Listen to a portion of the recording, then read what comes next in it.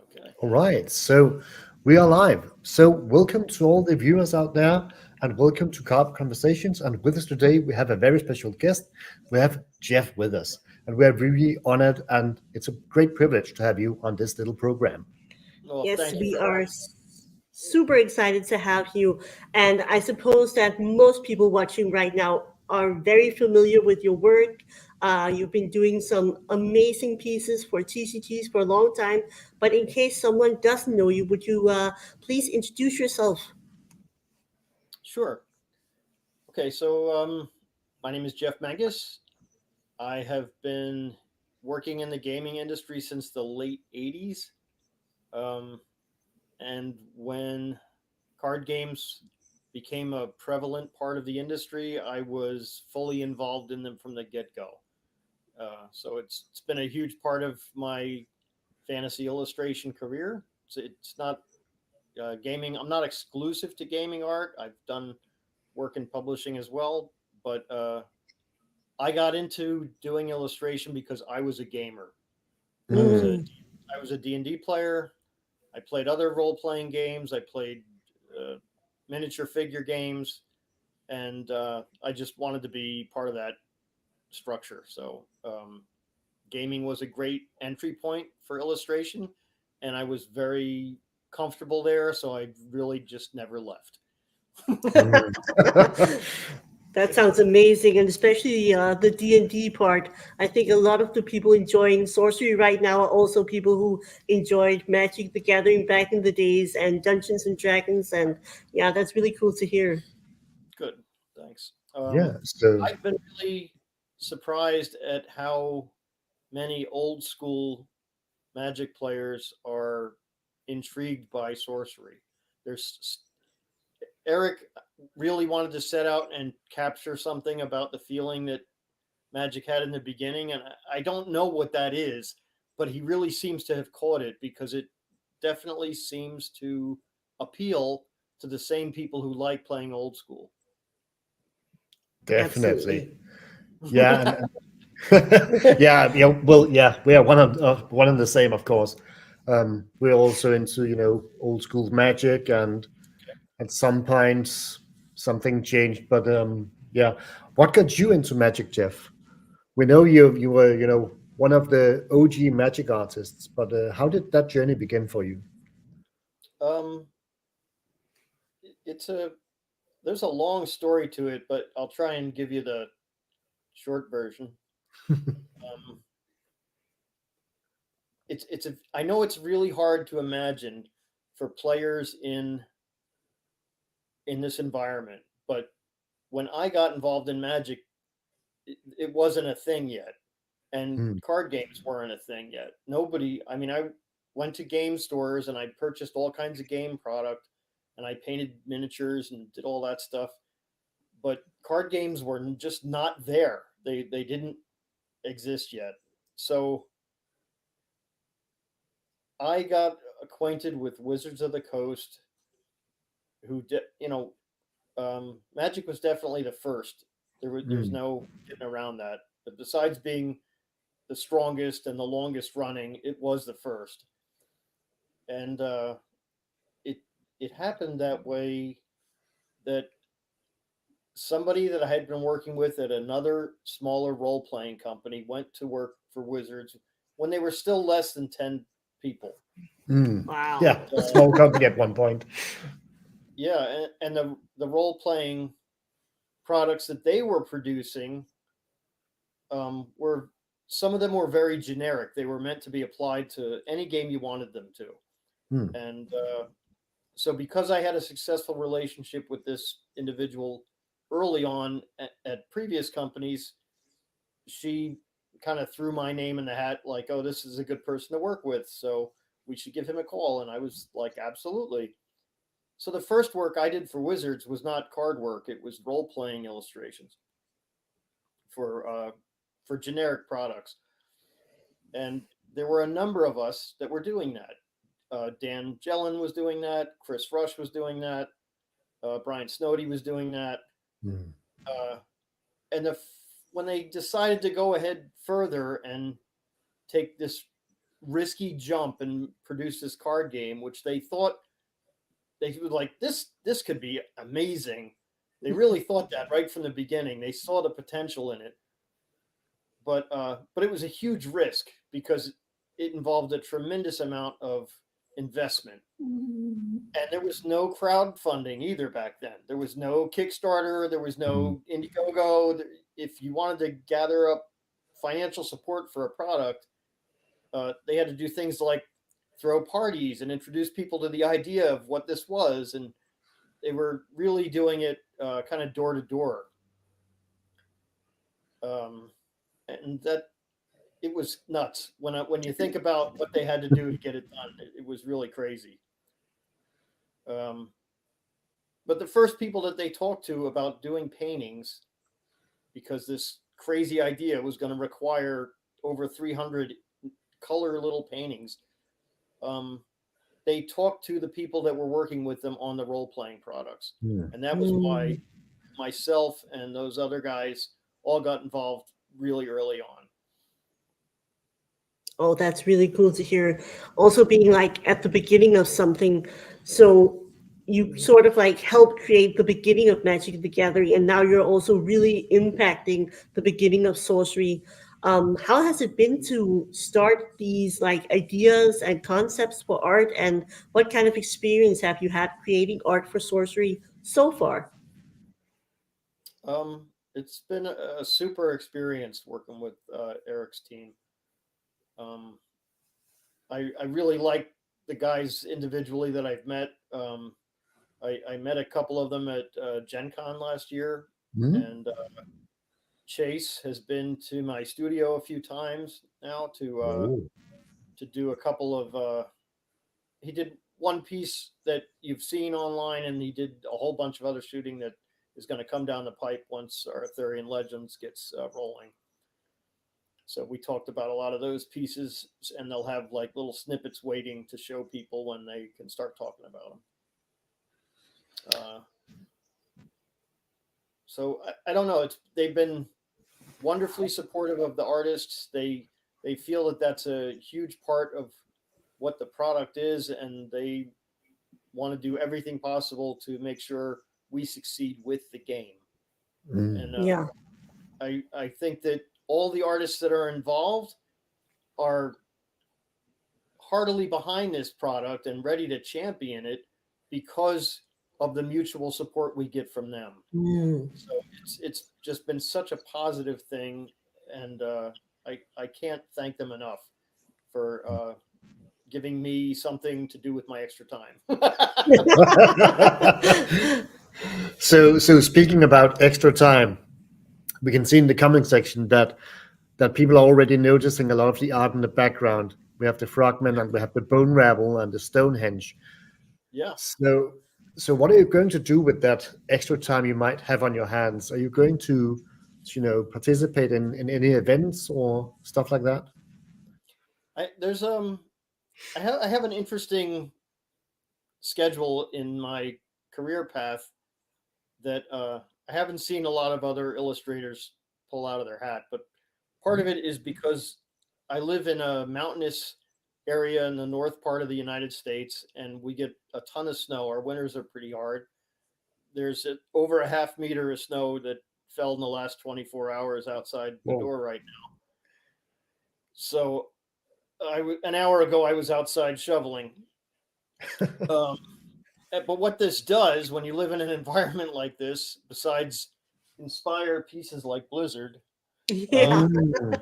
is the other thing it does is it keeps me from traveling in the winter. So from usually from about November to mid-April, I don't travel much at all. I don't do events in the winter, and there are a lot of things that I would have liked to have attended, but I can just never count on being able to get to the airport, or I don't want to leave my wife alone to deal with a snowstorm if I'm, a couple hundred miles away. So all that being said, I've just decided I'm not going to try and schedule anything for winter months because it's too unpredictable. But from about the end of April to late October, I'm somewhere almost every 2 weeks. Oh, So wow. Whoa. there are magic events, and as sorcery begins to get more and more tournaments and more events, I'm all behind getting involved in those things. And generally speaking, it's just people that reach out to me and ask me to come to them. I'm not looking to fill that schedule up because I want to be home painting and I want to be in the beautiful place that I live. And I just do fine that way. But being out on the road means connecting with the fans who appreciate the work. It gives me avenues to make more money. There's all kinds of good reasons to be out there. So it's a bit of a balance, and the summer months are super busy because sometimes I can be gone 3 weekends in a row. Sometimes I'm home 3 weekends in a row. It all depends what comes up. And as the schedule solidifies and as events announce the fact that I'm going to be there, I will add those comments to a post on my Facebook page, which will be available for people to see, when I'm coming around towards them. There was a gent yesterday that made a comment about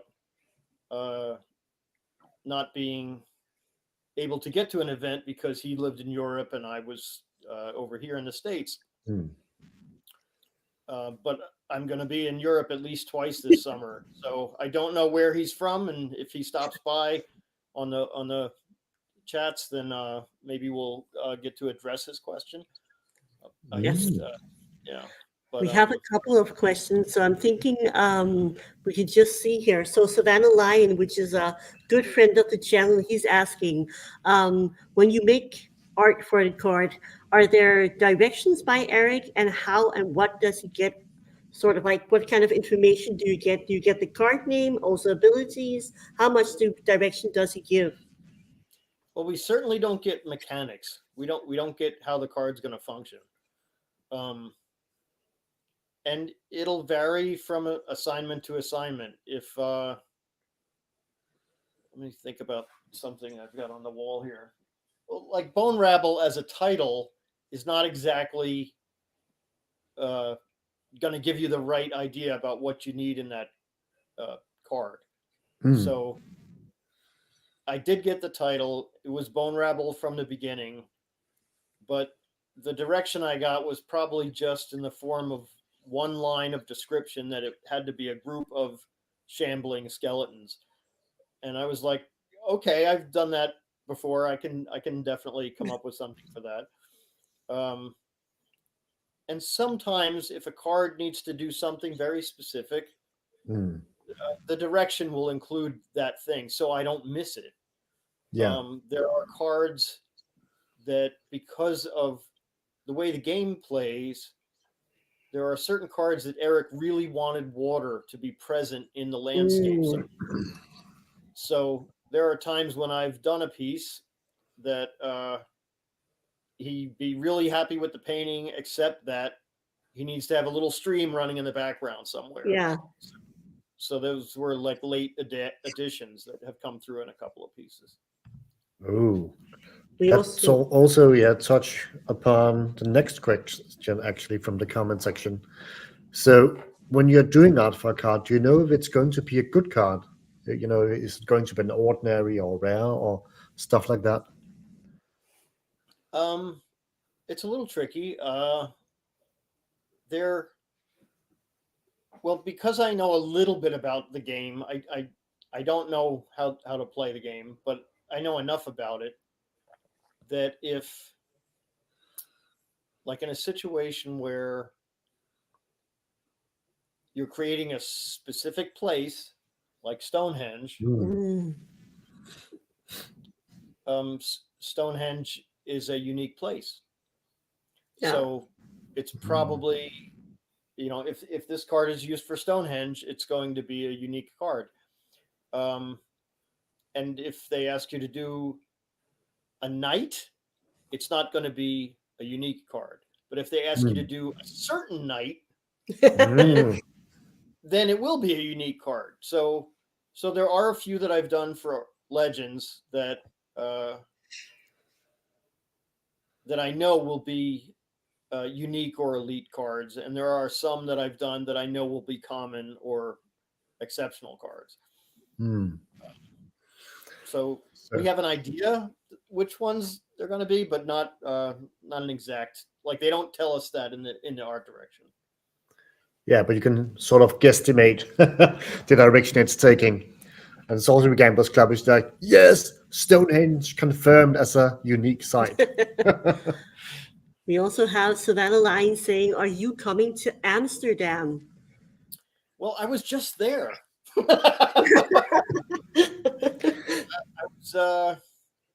I was in Leeuwarden in the north part of the Netherlands a couple of months back, and I did spend some time in Amsterdam while we were over there. But I am not coming for the Magic event that's going to be there. Most of the events that I attend nowadays I'm getting financed to be at those places.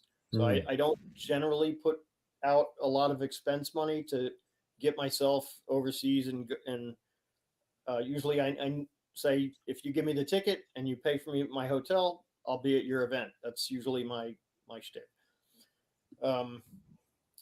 So the Magic Cons don't do any of that. They've got a very small amount of sponsored artists, and they might get some of that, but I'm definitely not going to get it. I haven't worked for Magic in over 25 years, so I'm not a high priority on their list. I'm sure if I asked nicely early enough at the right time, I got into MagicCon Minneapolis, and it was great to be there. And I fronted all the money to make sure that I was there, and it worked out fine because it's a very rewarding experience to be at a MagicCon. But I'm not going to do it super regularly. Yeah, I sort of tried to do a deep cut, sending you questions and preparing this interview. And as far as I could see, your last Magic card was from the Alliance set in 1996. And you're close, but not quite. Not quite.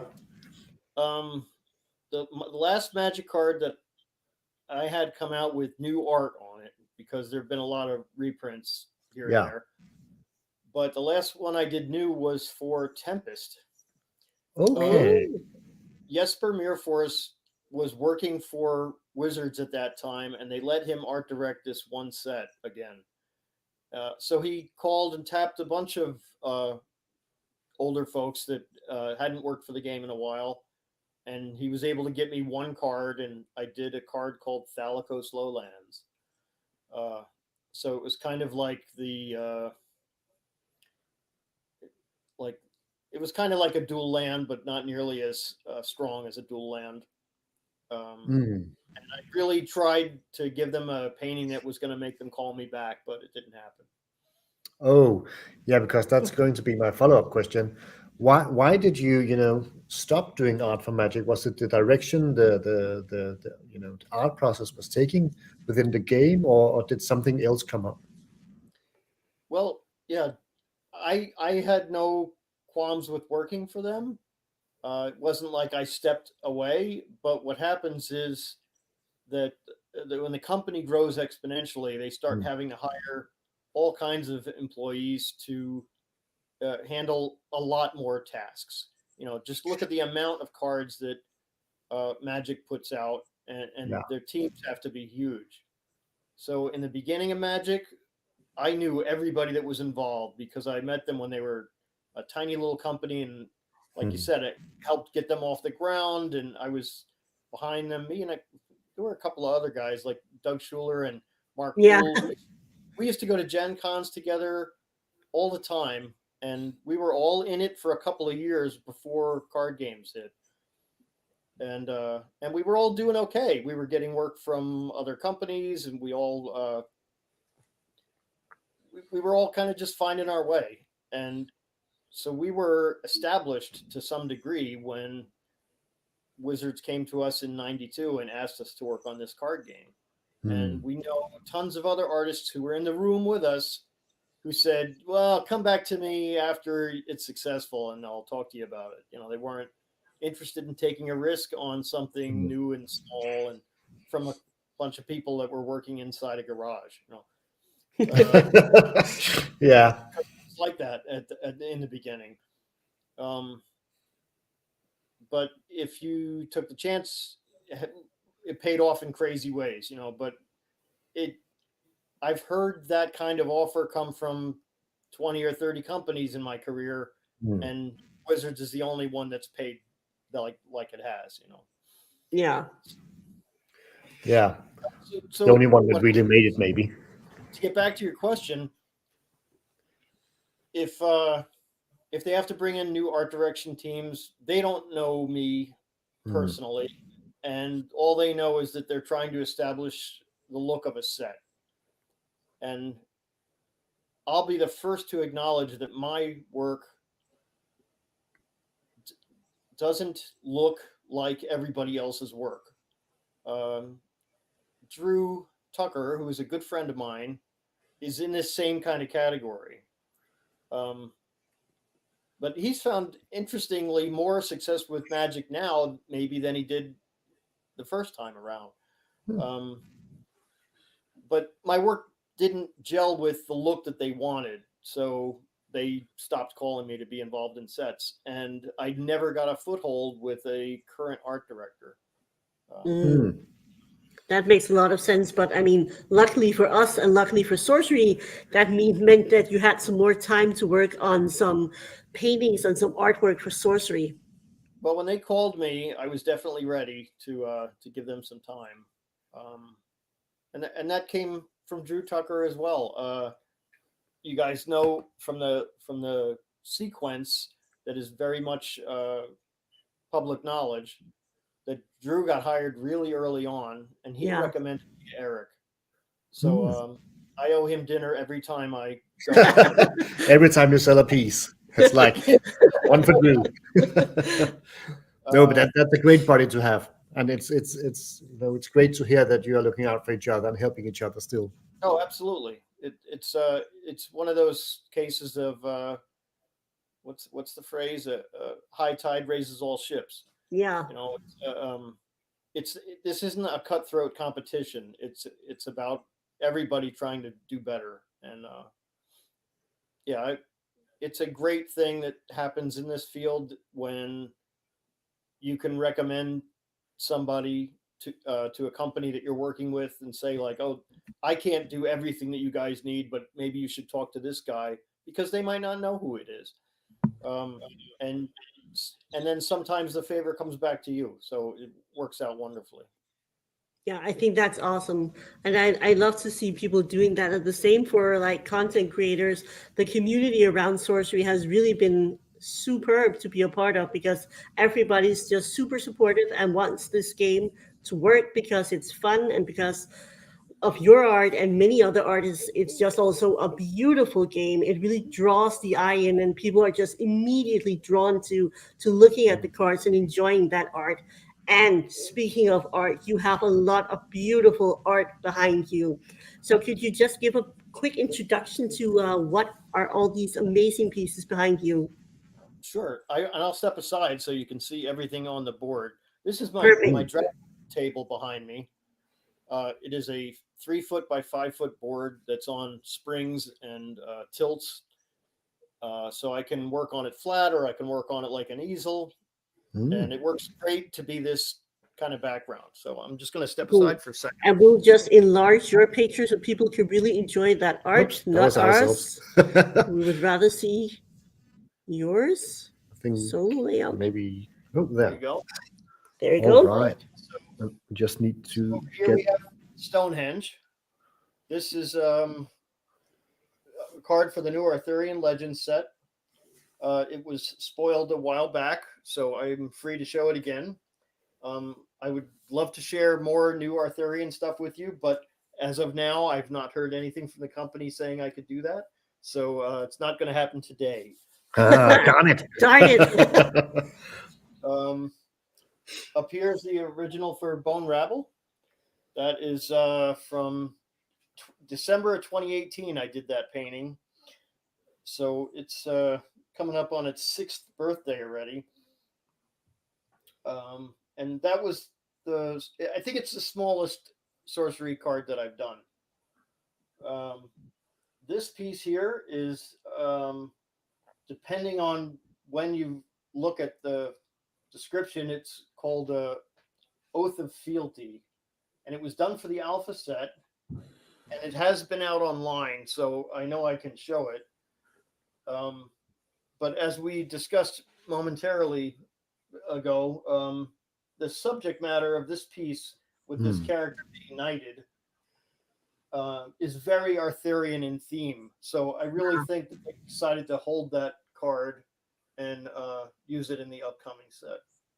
Here's the original for Watchtower. This was just on loan at the Society of Illustrators in New York, where it was part of a show on process, which is why this piece, which is in the same size frame, reflects all the sketch work and some of the preliminary material that I used to get Watchtower to this state. The Fellbog Frogman, I love the kind of funniness of this image, and when I was framing it to sell it, I was surprised because my wife decided she didn't want me to sell that piece. So our guest room now, I had to run all around the property yesterday getting pieces that were in all kinds of various places to put together for this. And Blizzard is the piece that I decided to keep for myself. Usually when I work on a project this big, I will keep about 10% of the art from it. And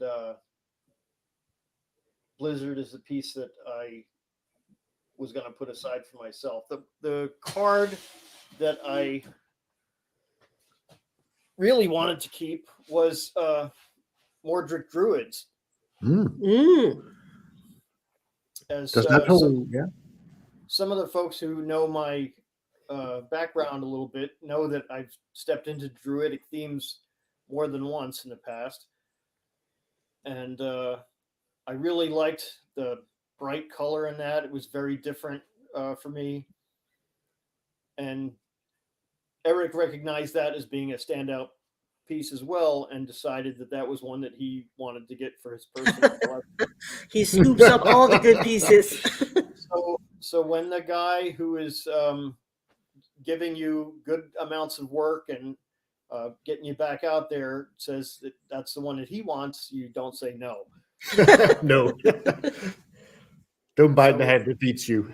That piece is in his collection now, and Blizzard was my number 2 pick. Amazing. So we have Nicholas, he's asking, do you have a favorite piece for one of the other artists in the alpha set? Is there anything that you're drawn to? Yeah, I don't know if I have a favorite piece, but I definitely have an artist that makes me stop every time I run into his cards.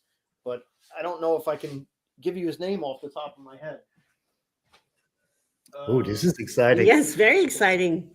It's like, the same experience we have when we're just watching cards and some pieces, they speak to you. And at one point you realize that, wow, it's the same artist. Yeah, exactly. Part of this to me is that this guy's work has a very traditional old school approach. He reminds me of a lot of the work that was being done 100 years ago. And that work is very dear to me. It's work that I look at for inspiration all the time.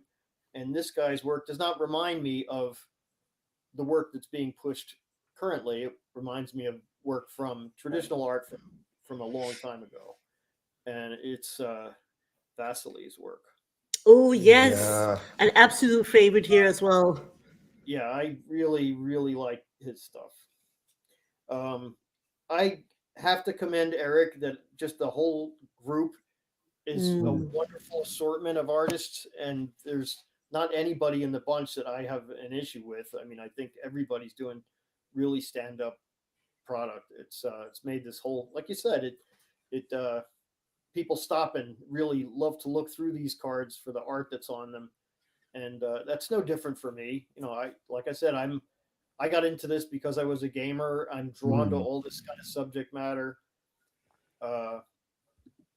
And I love looking at art just as much as I like to create it. So there's some tremendous, Francesca's work is really mind blowing. His work is different and all over the place, and I love how it reflects him as a person as well as what he's putting out visually. But Vasily's work stops me in my tracks every single time. That's amazing, but that's exactly what good art does. It sort of suspends the moment while you're watching because you're so engaged with it. That's very well said. Yeah. Yeah, we also know that there are people out there. We have Josh from Sorcery Gamblers Club, and he's actually trying to collect every piece of the Bone Rebel he can get his hands on. So every version, foil, non-foils, he just loves that piece. And he's also with us in the comment section. Has already been like, "There's the Bone Rebel." Yeah. Well, I know Josh has a thing about that piece, and now that painting is one that I had around with me for a number of shows last year, and that is a piece that I will bring with me to the Spring Social, and it will be available at that time. Ooh. Most pieces are not going anywhere fast, but that one will be available at the social. So did you hear that, Josh? Yes. Now we know where you need to be. And I need to tell Rachel that he might not come home with so much cast, but a beautiful painting instead. Indeed. So Jeff, what is your role going to be at the Spring Social event? Well, because it's a new event, and I haven't attended a real sorcery tournament yet. I've yet to see how it's going to come together. It's a bit of an experiment for everybody involved. I love what the leadership there is doing to pull the event together. The work that they're trying to have us do behind the scenes to make it a better experience for everybody that gets there. And it's not just going to be that the artists are going to be sitting at tables and available to you throughout the weekend, but we're also going to be involved in some programming. So we'll be doing discussions like this. We'll be having Q&As. We'll be doing demonstrations. Ron's got some really nice ideas about what he wants this event to be and the experience he wants people to be able to have there. So as much as it's important to me to be there to sell work and sell prints and sign cards. I also want to be there to support the fan base that is enthused by all of this. So doing some programming with them is an easy part of that, and what I'm happy to do. Great Awesome. to hear. So you have already, divulged that you're going to bring the Bone Rebel. Are you going to bring other pieces for people to buy at the event also? Yeah, or to just watch and have a look Yeah. at. I will bring a couple of these pieces with me to display. But most of these happened because after what happened was that after going through this whole cycle of events with other games that I've been involved with, I recognize that the pieces in the beginning are super important, and so I let my kids pick one apiece. And my wife said she liked the frogs, so I said, okay, we'll hang on to the frogs. Bring Vile Imp, so my Vile Imp original will be there, and thanks TG. And I don't know, we'll see. Maybe with some coercion we can get Eric's Curioso to green light me bringing down another Arthurian piece. I will bring the Stonehenge piece, though. I will bring that so people can see it up close. But it's not going to be available until the game comes out, and I really get a feel for how well the card's going to do. But I know that as the months lead up to the release, that they will allow us to show some percentage of what we've got. It might be very few. Well, like Elvira's got a piece that they've announced that she's going to be showing in the Australian tournament. So I imagine there will be some more of that. But they're not going to let us show everything before the release like they did last time. So that's going to be a little different. But that'll evolve in communications that I have with the company over the next coming weeks. And if they are up for it, I'm certainly up for showing some new stuff. Oh, that would be amazing. And hopefully we'll get some footage from the event itself. So the Spring Sorcery Social is going to be the 14th to the 16th of June. Are you going to be there pretty much all weekend, hang out, talking to the fans and enjoying the event yourself? Absolutely. Yeah, I'm committed to being part of it the whole time through. I'll get there early on Friday morning and I'm not leaving till Monday. So, yeah, I'll be there on Friday night when they do kind of like a warm up kind of event, and I'll be there for the entire duration on Saturday and Sunday. So That's amazing. And not only you are coming, but Drew is coming as well, and True Parrish, and a lot of artists. That's really cool. So they're going to have like a great event where there's going to be a lot of gameplay focus, but I really love the idea that Ron has about creating the entire event, showing sorcery pieces, engaging with the artist. So that's going to be really exciting. What do you typically bring to such an event? Do you bring your cards or do you bring sketches? Do you have like something that you can illustrate? yeah, sure. You're going to be supplied with beer the entire event. Usually more of a coffee drinker, but beer's good too. At the right time. What will I bring? I'll bring plenty of the prints that I make to any of the sorcery work that I have is available as a print. So at all the sorcery events that I'll be doing, I will try and have at least one of everything available. The cards that are definitely coming up as fan favorites, like Watchtower, I will have plenty of Watchtower prints available. I'll have proof cards. I still have artist proofs of everything. Alpha. I'm not selling all 25 copies that I was provided with, but I am selling the majority of them. They've kind of trickled out so far. I think a lot of people probably don't realize that I'm still sitting on a bunch of them. But I'll have some proof cards at the events I attend. I will have the new signed artist series playmats.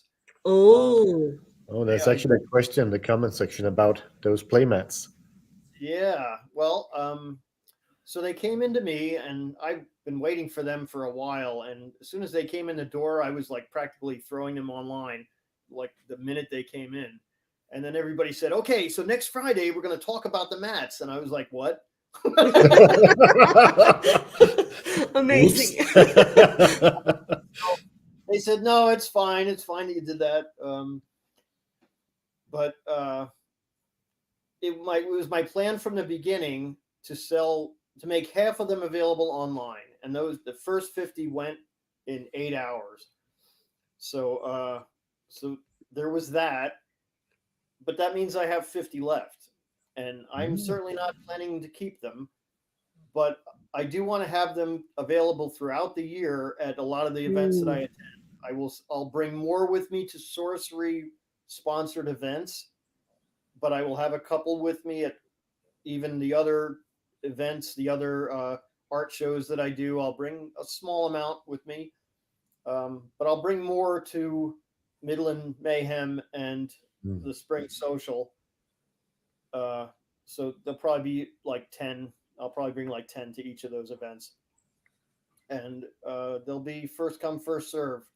So I'm not going to hold any for anybody. Like, don't reach out one for you, because I'm not coming till Sunday. I want them to be available to people who are at the show. So yeah, that makes sense. Early on Saturday morning if you want one of those. Better be there early. Oh. So There's someone asking about artist proof. Is there any way to buy one if you're not coming to the event? How do people reach out if you sell them? Sure. I sell plenty of them. I mean, I had one individual who bought a mat from me, followed up that inquiry with a question. I said, "Do you still have any artist proofs left?" And I said, "Yeah." And so I gave him a price list, and he took a look at it, and he wound up buying I think he bought an aqueduct proof from me. Ooh. So it's you just need to reach out and get in touch. The best ways to do that are probably by my Scarecrow Graphics Facebook page. If you look me up, you'll find my profile, which is like, if you're my cousin, that's the one you want. The next one is the one that says Jeff A. Menges Scarecrow Graphics. And that's where all my art info will be. It's where all of my events that I'll be attending will be announced. When I have new prints, new products, it's where all that information falls. That's the one you really want. It's the one you want to follow. Like new postcards that came in. Mm. Put these up the other day. So like if you write to me and send me a bunch of cards that you want me to sign, I usually will stick one of these in the package on the way back. But I'll have postcards at the shows too, and and sketches. Ooh, I'm yeah. just gonna put you on full screen. Do you have any sketches that we can see? I do. This right here is very typical of the sketch work that I do. Okay, so when I go through a process, I'm usually drawing very small, like this big, in my sketchbook, about the same size as a card. That's usually about how it starts. And when I get a little sketch like that that works, or at least that has the elements that I like in it, I will take that sketch and I blow it up to be on a template of a sorcery card, and I drop it in place. If you look here, you can see that there's a box laid out where the text is going to go. So I know not to put an important element to the painting in that area. So I'll work that out, send it into Eric, make sure it's got the qualities that he wants in it, and when he says go, there's some differences here. He wanted me to lower the mountain in this sketch. Oh, Just make out the yeah. mountains in the drawing. To go And you can almost to the top. They are taller than the tower. And he felt that because Watchtower was about being able to see a distance, he didn't want anything else in the piece to be taller than the tower. So in the finish, the mountains are lower than they are in my sketch. So those are the kind of little changes that Eric pays attention to, and that's just good art direction. That's how he gets a product that does the things that he wants it to do. But I'll go through a couple of sketches in the course of creating a new card. Sometimes it's the first one that just feels really strong. I'll send it in, and maybe there won't be another sketch. Maybe the first one rings true for me, and it does what Eric needs it to do, and that's fine. But sometimes there's a bunch of different ones.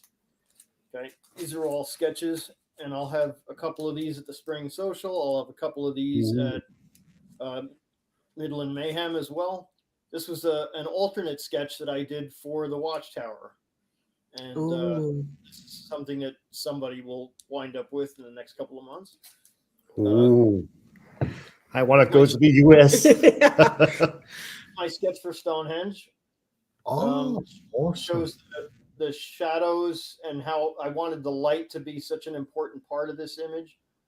You can really get a sense of that even on the black and white sketch. Absolutely. Are those figures also on the? Yeah, they are. Yeah. Yeah, there's a little group right over here of 3 figures. Somebody has asked me if those were the same 3 druids that were in the Mordred Druid piece.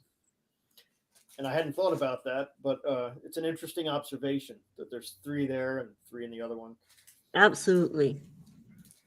TG brought up Violimp, which will be at the Spring Social. Here's the sketch for that. That is just amazing.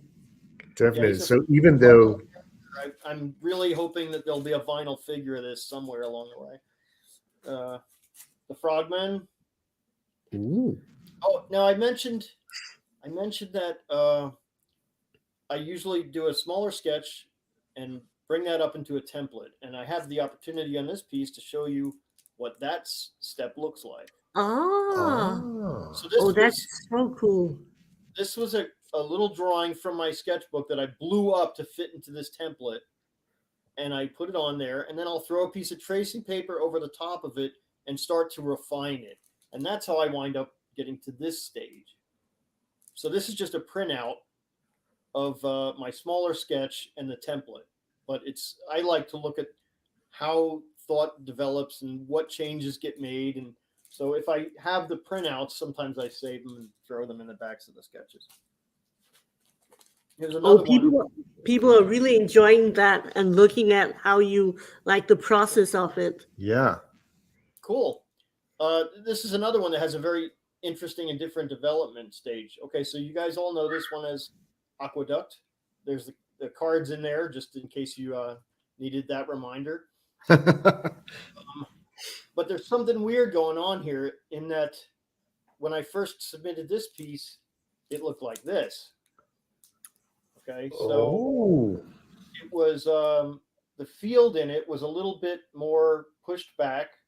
The water was a little more pronounced, and there's no figure in it.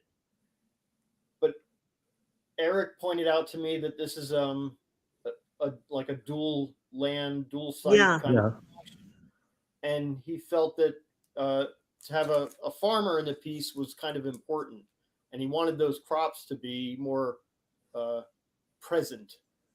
So there's a second piece of tracing paper in this half of the sketch. So it's actually two pieces. There's the background piece, which is that, and then there's a foreground piece, which has additional crops and a slightly reduced stream and the figure as well. We have Matthias Frisk, who also did art for Sorcery, saying very nice sketches and interesting. I think everyone is really enjoying this. Yeah. I'm really And enjoying this too. and then there's May I ask? more a little bigger now on my sketches, getting more of them in. This is the sketch for the Swiven Scout. And I think more of my sketches are on this scale now because the paintings are so much bigger than they were when I started. Yeah, you spoke to us about the size of the paintings when you started out doing art for Magic, and what changed after you got into sorcery. Yeah, would you tell the listeners a little bit about that? Sure. Well, it was when I started working in cards, it was very important that you be able to hold up a card and see what it was from across the room. Okay. So my approach to card art has always been to simplify it, to make it definitive. I try not to make a lot of mud up in the card so that when it gets reduced, you can't see what's going on. I like very strong edges and shadows. This is very typical of the kind of look that I want in a card. When this is reduced, very small, it's still going to be very readable as far as what's going on there. And part of that comes from working with Magic 30 years ago. The pieces had to be small, and that wasn't because they didn't want us to paint large. It was because this was a little tiny company, and they had a 8.5 by 11-inch scanner. Like everybody has their desk at home now, okay? And most of the artists in 1993 did not own scanners yet. A lot of them didn't have email yet in 1993. We were faxing in sketches. That's all of the sketches were sent by fax. But all of my early Magic cards were this size. Okay, so you can see there. This is the original for Sentinel Druid from Antiquities, and you can see it next to the cards as to how big the painting is. It's roughly 6 inches by 8 inches. Hmm. And like I said, pretty simple. One figure. There's very strong shadows in the background. Hmm. It's not going to be complicated and mucky. And almost all my Magic work was that size. Only that last card I did for Tempest was anything considerably larger than that. But to get back to your something changed. well, what happens is that there becomes I talk about the field not being competitive, but I think in every artist that wants to do well, you have to kind of keep pace with everybody else. And when you've got other artists who are doing large paintings with such a tremendous volume of time put into them, and compositional arrangement, colors, details, and if you're still painting this big, you better be doing either something incredible, or maybe you need to compete a little bit. And I'm not saying that because it's a competition. I'm saying it because everybody wants to do well. Nobody wants to be the bottom person on the list. So I started painting for Sorcery that size, and now I'm painting this size because the people who I'm working with are doing outstanding work, and I want my work to look like it belongs with theirs. I don't want it to look like, oh, that guy. But I think that's also nice. That's not like competition. It's more like inspiring each other to push boundaries and do more. Absolutely. You want to support each other, and everybody wants the product to look good. So you better be doing your best. And everybody wants to stay a part of what's going on here. So I'm thrilled to be in on the ride, and I'll be glad to contribute to it for as long as they'll have me. That's actually really interesting. I think I met Matthias Frisk in Sweden, and I think those were very close to the exact same words that he said, that he was really loving being part of the team and being part of the process. And as long as they would keep, calling him, he would keep supplying art to Sorcery. So it's great to see that you artists out there are really enjoying the process. Yeah, it's and Eric has an interest in finding some folks that aren't doing the same thing that everybody else is doing. We all have a little different quality about our work, and I think when you pull us all together and put us in this thing, it just makes for this wonderfully diverse visual product that I think looks great together. Absolutely. And also, I think it's interesting that somehow everything is so different, but because everything is handcrafted, there is like this cohesive factor anyway, which is really interesting because the cards are contrasting each other and complementing each other in some very unique ways. Yeah, I agree.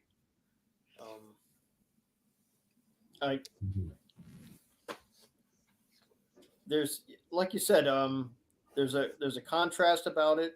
There's a complementary quality to it, and it does in some ways remind me of old school MTG, and it's something that a lot of other card games have gotten away from. They want a consistency, they want a certain product look, and I think what Sorcery's done is its look is diversity, and that has been, I think, very well met and well received by the players.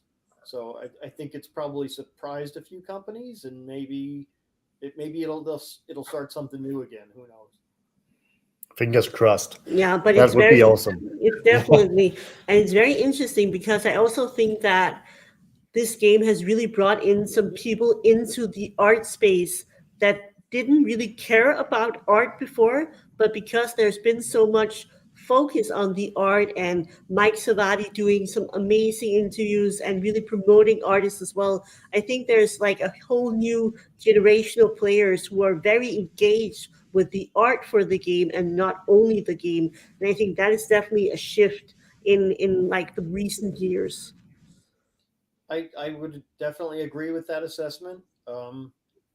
I think that in the past they may have shied away from that because they felt they couldn't control where the artists were going and what they were doing. But I think that by embracing the artists and supporting the artists, they've got our support, and we're Yes. all behind what they're doing, not working, not working tangentially to them, but working with them. And so I think that as the artists move forward and are doing new things, that the company has our back, and as the company goes into different directions, we're right there trying to support what they're doing as well. So it's been a wonderful kind of co-supportive structure. Mm, that's so nice to hear. So we're also just getting a comment right now that getting commissioned art as part of the prizes for tournaments has become like the new norm. A lot of these different tournaments has like original artworks that they're giving away. So this game has definitely turned the whole art focus around.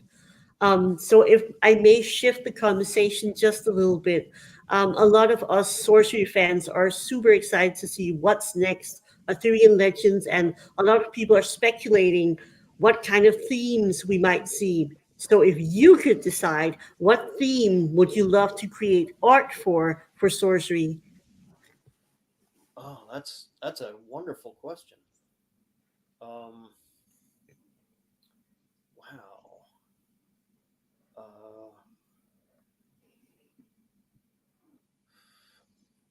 I would love to do something with a little bit of a dark edge to it. I'd love to Mm. do Mm. something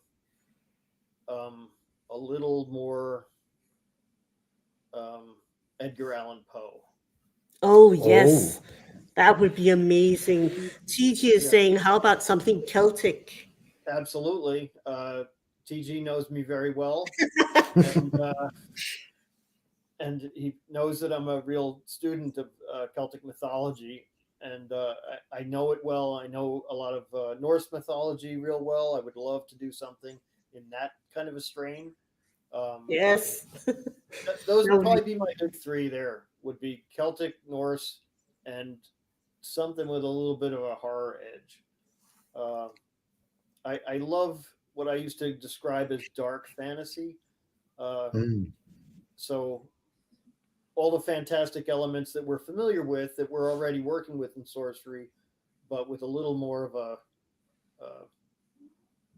threatening A dark twist. I think and maybe monstrous side. Yeah, I want to say Lovecraftian as well, but I'm not necessarily saying that. Um, yeah, Poe really strikes a good chord with me, and I encourage anybody, if you haven't read him because he's as old as he is, read some Edgar Allan Poe. It will yes, Mm. surprise you how good he is. absolutely, and a real master of some like of the early horror almost and dark Absolutely. fantasy. Mm. Yeah, It's absolutely. amazing. I'm just looking at chat here. Would it be like your Poe illustrated book theme? Are there like some favorite concepts you would like to draw into sorcery? Um, well, I think that the comment is referring to a, a book that I put together a while back, maybe 10 years ago. I mentioned before that I'm a huge fan of what's called golden age illustration. Somebody in the comments Mm, mentioned that phrase as well. And there's no direct definition as to what golden age illustration is, but for my purposes, it's art that was created for but maybe between 1890 and 1925. That's how I defined it in a book I did on that subject. But I put together books when I was working for a publisher on certain themes that were appealing to me, and I thought, well, because they appeal strongly to me, they probably would appeal to other people as well. And one of them was on Arthurian themes, and so we did one about all these illustrations of King Arthur that came out in that period, which are now part of public domain material and available to be reprinted. It's not a problem that you have to go back and pay these artists again, because most of these pieces are over 100 years old. So there's I did one on King Arthur, I did one on Shakespeare, I did one on Edgar Allan Poe. There were a couple other thematic ones, but I did some books on art by certain artists. I did some books on art by themes, and I did one just on fairy tales in general. That was a real big one. So when I was doing all this kind of research and finding just tons of illustrated material, I was like, there's a huge mass of beautiful artwork here that nobody's seen in a long, long time. And there's like, we should definitely pull this art out and republish it so that people can look at it fresh again. And I was able to convince the publisher that that was a good enough idea. And for about 10 or 15 years, I was putting books out pretty regularly on that kind of an idea. So. Oh, that's amazing. Inspiring to you as well to like search through all these different themes and get acquainted with the images. Yeah, my half of my studio space is library space. And I have a tremendous amount of old volumes and portfolios, both from the time that I spent in publishing and just as a personal collector. And when I'm looking for inspiration on new topics, I've got tons of it just a few feet away from me on my side here. So. Oh, that's amazing. I'm very happy that you say that you would love some Norse inspired. I'm definitely with you there. Not shockingly, as we are from Denmark, we would love to see like also part of there's definitely more dark parts of the folklore that is not like the canon part that people know about. We have a lot of different, very seductive but very evil creatures and women in the Norse mythology that would be amazing to explore. Yeah. A lot of the troll stories can be very interesting. There's a couple of artists, like there's a Swedish artist by the name of John Bauer, who was very big at the beginning of the 20th century. Norway has Theodore Kittelsen, did similar work at that time. England had Arthur Rackham. There were all these illustrators who were doing kind of gnarled creatures in fairy tale environments, and like you say, there are a lot of darker fairy tales that didn't get reprinted as much because they scared a lot of the children that heard these stories. Which was kind of the point also. But those are some of the ones that you and I probably really enjoy because they're different and more. You get a little more tense reading about them because there's some scary situations that come up. For sure. Yeah, I'd love to work on that kind of thing. Dark fairy tales. Definitely. That would be really cool. So, Eric, if you are watching this stream, yes, you know what to do next. Now or later. Exactly. Simon is also saying that he has really loved all of the Cthulhu art that you did. Yeah, I know Simon's a big fan. I've done some playmats for him. I've done some altars for him. We do a lot of Cthulhu work on his stuff, and he owns at least one book cover that I did on Cthulhu. So shout out to you, Simon. Yeah, he's a big supporter of my horror work for sure.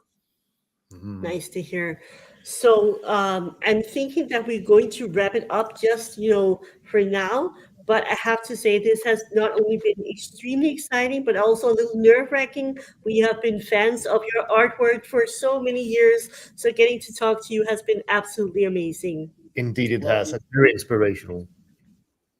I'm very pleased and proud to hear that, and you should count yourself amongst my friends now. Now that we've had this Thank discussion, you. so I'll look forward to a time when we can meet and share a coffee or a beer, and we'll make that all work. That sounds amazing. And thank you to all of you watching. Please give the video a like. And thank you so much for being here with all your wonderful comments and a lot of love for Jeff's work. So thank you for this time, and we'll see you in the next video. Bye. Bye, everybody.